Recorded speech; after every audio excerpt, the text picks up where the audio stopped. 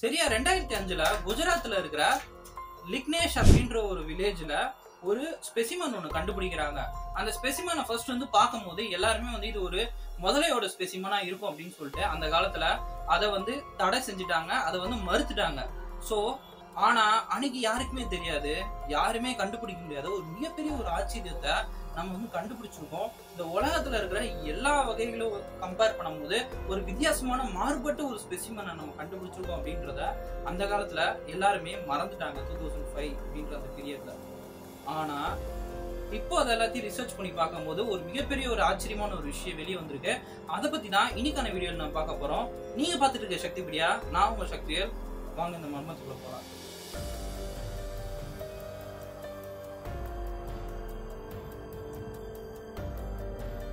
பல நூறு வருஷங்களுக்கு முன்னாடி தேவர்களுக்கும் அசுரர்களுக்கும் ஒரு மிகப்பெரிய ஒரு சண்டை ஒன்று நடந்துட்டு இருந்துச்சு. அந்த சண்டையோட முடிவுல வந்து தேவர்கள் வந்து வலிமையா இல்லாம ரொம்பவே வந்து தோல்வி அடைஞ்சிட்டு இருந்தாங்க, அவங்க ரொம்ப வீக் ஆயிட்டு இருந்தாங்க.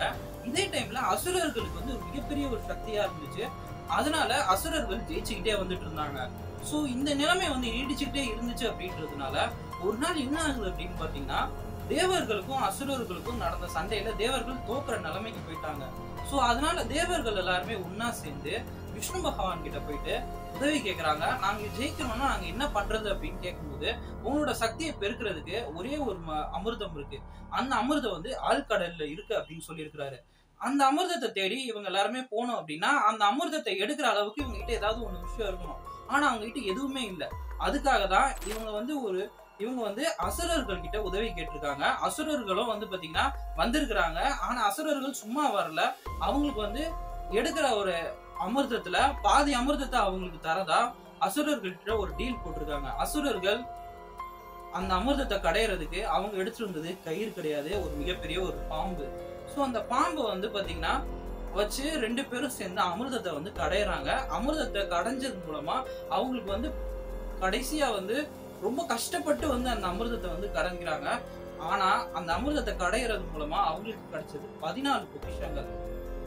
அந்த 14 பொக்கிஷங்களையும் அவங்க எடுத்ததுக்கு அப்புறமா அந்த பாம்பு வந்து பாத்தீங்கன்னா ரொம்பவே வந்து டயர்ட் ஆயிடுச்சு. அந்த பாம்பு டயர்ட் ஆயிட்டதுக்கு அப்புறமா அதோட விஷத்தை எல்லாத்தையும் கக்க ஆரம்பிச்சிருச்சு. சோ அந்த விஷம் பட்டுச்சுன்னா இவங்க எல்லாருமே செத்துருவாங்க. சோ அப்பதான் நம்ம சிவபெருமான் பூலோகத்துக்கு வந்து அந்த விஷத்தை எல்லாத்தையும் அவர் குடிக்க ஆரம்பிக்கிறாரு. சோ நம்ம பார்வதி அம்மா என்ன பண்றாங்க அப்படின்னா, ஐயோ இவ்வளவு விஷத்தை இவர் குடிச்சாரு அப்படின்னா இவர் இறந்துருவார் அப்படின்னு சொல்லிட்டு டக்குன்னு நம்ம சிவபெருமானோட கழுத்துல அவங்க கைய வச்சு அந்த விஷத்தை எல்லாத்தையும் தடுத்து அப்படி நிறுத்துறாங்க தொண்டை வரைக்குமே. சோ அதுக்கடுத்து நம்ம சிவபெருமானுக்கு வந்து இந்த விஷத்தை குடிச்சதுனால அவருக்கு வந்து நீலகண்டேஸ்வரர் அப்படின்னு ஒரு பேரும் வந்துச்சு. இவ்வளவு சொல்றாங்களே, இப்படிப்பட்ட ஒரு புராண வரலாறு, அதாவது சிவபெருமானுக்கே வேற ஒரு பேர் வைக்கிற மாதிரியான ஒரு கதை. அது மட்டும் இல்லாம தேவர்களுக்கும் அசுரர்களுக்கும் நடந்த பிரச்சனைகள்ல அவங்க ஒரு ஒப்பந்தம் போட்ட ஒரு விஷயம் இது. அது மட்டும் இல்லாம இதுக்கு நடுவில் ஒரு மிகப்பெரிய ஒரு பாம்போ லிங்கா இருக்கு. உண்மையிலேயே இவ்வளவு நடந்திருக்கு அப்படின்னா அதெல்லாத்தையும் செஞ்ச அது எல்லாத்துக்கும் காரணமா இருந்த அந்த பாம்பு யாரு அப்படின்னு கேட்டீங்கன்னா அதுக்கு வந்து அவங்க வச்ச பேர் வாசுகி அப்படின்னு சொல்லிட்டு.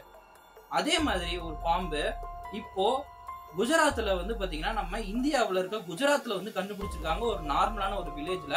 அந்த பாம்புக்கு அவங்க வச்ச பேர் என்ன அப்படின்னு பாத்தீங்கன்னா வாசுகி இண்டிகஸ் அப்படின்னு சொல்லிட்டு. ஆரம்பத்துல இந்த பாம்போட அந்த ஸ்பெசிமனை பார்க்கும் போது இவங்க எல்லாருக்குமே ஒரு முதல்ல மாதிரி தான் தெரிஞ்சிருக்கு. ஆனா பாம்புகளுக்கு இருக்கக்கூடிய முதுகுத்தண்டுல இருக்கக்கூடிய எலும்பு மாதிரியே அந்த முதுகுத்தண்டோட எலும்பு வந்து பாத்தீங்கன்னா இருந்திருக்கு. ஆனா ரொம்ப பெருசா இருந்திருக்கு அப்படின்றனால அவங்க வந்து அது crocodile அப்படின்னு சொல்லிட்டு கன்சிடர் பண்ணிட்டாங்க. சோ 2022ல வந்து பாத்தீங்கன்னா சுனில் அப்படின்னு ஒருத்தர் வந்து அகழ்வாரை அதை ஆராய்ச்சி பண்ணிட்டு இருக்கும்போது அவர் வந்து இத பாம்பு அப்படின்னு சொல்லிட்டு சொல்றாரு.